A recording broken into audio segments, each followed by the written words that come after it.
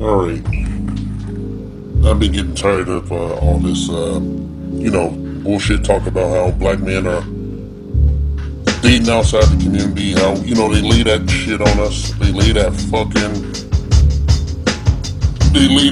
cross for us to bear, as guys who went outside the community, we're banging the white women and shit. Once we get the bag, once we become successful, we look outside our community and shit, right?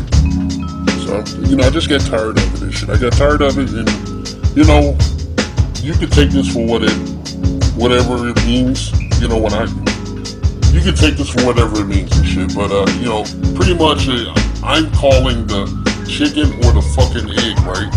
Because, right here what you have is a smoking gun, alright? So, a lot of you probably know who this is if you're knowledgeable. This is the Hottentot Venus, her name is Sarah Bartman. Yeah, Sarah Bartman, that's what they call her, but her name is Sartigi.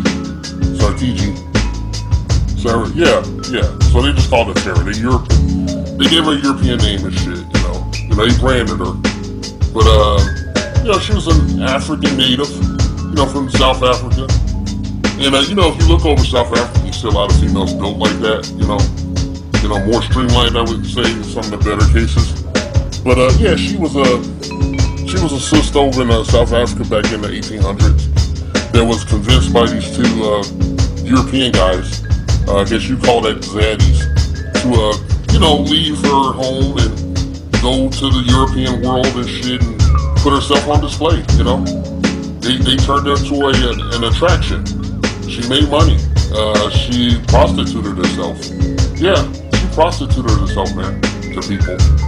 And, some people got offended, abolitionists, I suppose, and, other interested people. A lot of probably pissed off white women. Because, guys were going over there looking at that shit. And, hey, take this to heart, Miss Sanders, all you divester broads that want you a zaddy. Take this shit to heart.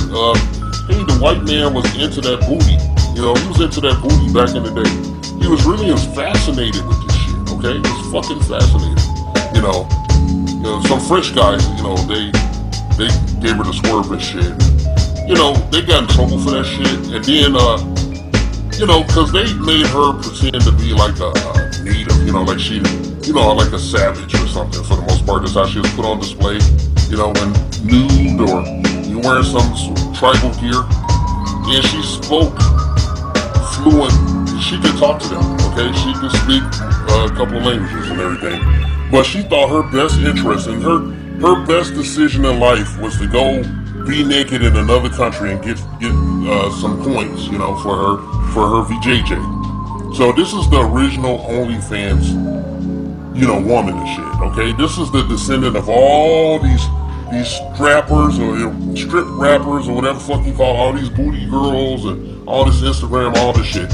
She is the great number one of all of you, and a smoking gun and shit, okay? So a lot of guys was just, a lot of guys was buying her wares, okay, if you get my drift. She was hooking up with some zaddies, you can say what you want and shit, you can talk crap or whatever. I'm just shooting from the hip, but this is a smoking gun and shit. As you can see in the picture, as you can see in the motherfucking picture, she is surrounded by white men who are fascinated with her body. Probably not much else and shit, considering she was intelligent and able to speak and everything. And, they made her act like a savage and shit. And then years later, Josephine Baker, she did the same fucking thing over there in Paris. She did the same thing and wore a version of Sir Heath Bartman's, costume and shit. And she left her husband behind. She was actually married to an older gentleman and left his ass. She abandoned her husband in the South, and she flew overseas and became a sensation and a wealthy woman and shit until she went into ruin and shit because of her inherent guilt, regarding children and everything, okay? She died penniless and whatnot. She was a great, symbol for feminism and shit, I would say legitimately and shit, okay? But Sir Heath Bartman here, yeah. She was the first bad decision that we know, the first documented bad decision made by a black woman and shit, okay? It was to listen to two white dudes, leave her home country and her people, and go over, to another country and be displayed and shit, be displayed.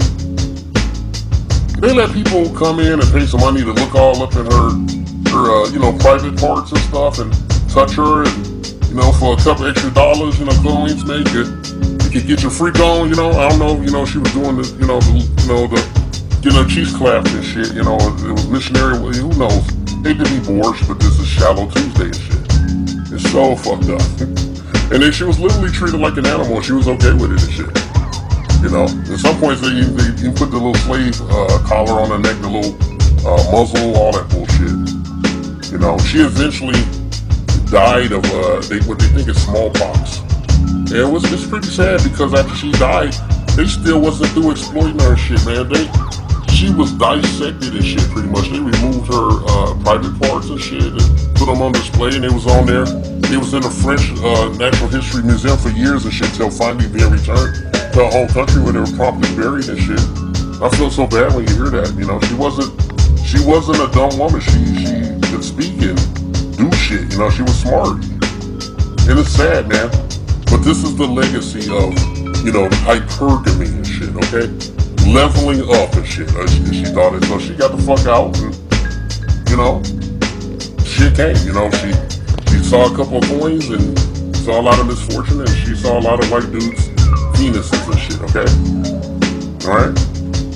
So, the next time you bitches want to go on a tirade about black men fucking all these white women and all this shit, I just want you to consider, consider these drawings, okay? Consider them. That's all. And look in the mirror and shit, okay? Look in the mirror. Especially a lot of you, if you have an OnlyFans page or an Instagram page, this is your great-great-great-granny #1. She is the beginning. And you guys are most certainly the end. They say winter's coming. Good luck when they cut off the explicit content from that platform. Alright, bitches? So, this is a smoking gun. This is what I like to call chicken or the egg. Alright? Chicken or the egg. Kiss my ass. Okay, you guys, come with me to a private gala. I'm wearing this long black dress that I got last year to go to the ballet, and so it worked perfectly for this event. I got it from Saks. I don't remember the brand, but it wasn't cheap. I wore it with my YSL heels and my YSL bag. Say hello to my hot date. Now, you guys are always asking me, where do you go to find a sugar daddy? Well, hello. It is a sugar daddy galore in here, okay? There's even a guy on a wheelchair. And let me tell you something, when it comes to a sugar daddy, we don't discriminate, okay? They had an open bar, so we went and got ourselves a glass of Sauvignon Blanc. The bartender was very nice and tried to help me with my content. They also had food. Now, let me explain to you guys these tables. These tables were going for $100,000, okay? So people had to pay $100,000 altogether in order to get a table. There was so much money in this room, I can't believe it. I even got the chance to meet the governor of Massachusetts.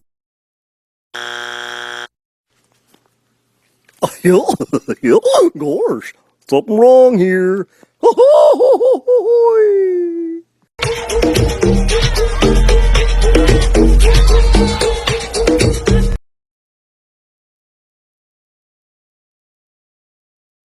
The Black Patriarchy.